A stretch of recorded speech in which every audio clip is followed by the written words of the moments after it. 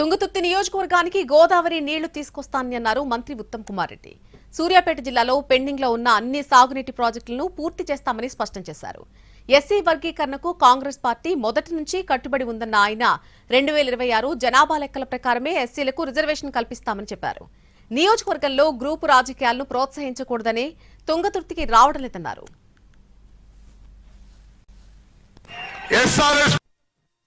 Thungathurthi constituency రావడం నాకు ఎంతో సంతోషకరం ఉందని చెప్పి నేను మనం చేస్తున్నా.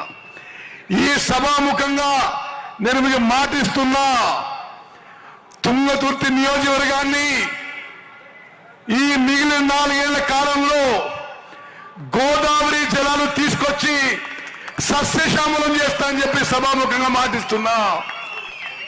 ఎస్ఆర్ఎస్పి స్టేజ్ 2 కింద ఏమేం చేయాలనో కాలువలు పొడిగింపు కానీ, కాలువల మరమ్మత్తు కానీ, కాలువల మోడర్నైజేషన్ కానీ ఈ 4 ఏళ్లలో పూర్తి చేస్తామని చెప్పి మనం చేస్తున్నా. ఎస్ఆర్ఎస్పి నుంచి దేవాదుల నుంచి తుంగతుర్తి నియోజకవర్గానికి పుష్కలంగా నీళ్లు తీసుకొస్తామని చెప్పి మీ ఉత్తమన్నగా ఈరోజు మీకు మాటిస్తున్నా.